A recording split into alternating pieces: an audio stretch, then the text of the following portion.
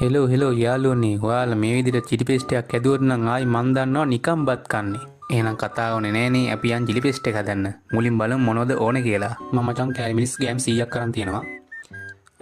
කූනිස්සෝ, උම්බලකඩ, සුදු ලුණුයි, ඉඟුරුයි ඒ වගේම යාළුවනේ මං අල්ලපු ගෙදර අක්කගෙන් රම්පෙකලයකුයි හොරාට කරපුංචක නැටි දෙකකුයි කඩන් ආවා. ඒක මේ හොඳට ලියලා තියෙන්නේ බලාගෙන බැරි වෙන්න. ඊට පස්සේ ලොකු ලුණු ගෙඩියක් එහෙම පිටින්ම ලියලා දැම්මා. සෝයා සෝස්, තක්කාලි සෝස්, සීනි.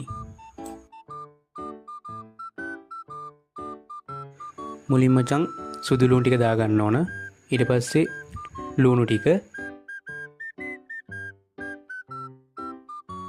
ඒ ටික බෙදීගෙන එනකොට දාගන්න කූනිසු ටිකයි උඹලකඩ ටිකයි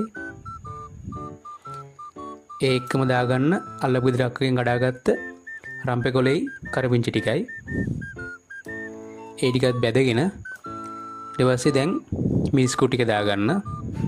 මිස්කු ටිකේ අඩු ගින්දරේ තමයි අපි බෙද ගන්න ඕන. මොකද නැත්තම් කර වෙන්න බලනවා පිච්චෙනවා. දැන් මචං සීනි ටික දාගන්න. දැන් තක්කාලි සෝස් ටික දාගන්න.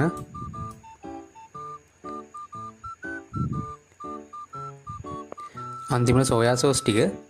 දැන් ඔයාලා බලන්න ඇති මම ලුණු දැම්මේ නැත්තේ කියලා. නෑ මම ලුණු කනවා.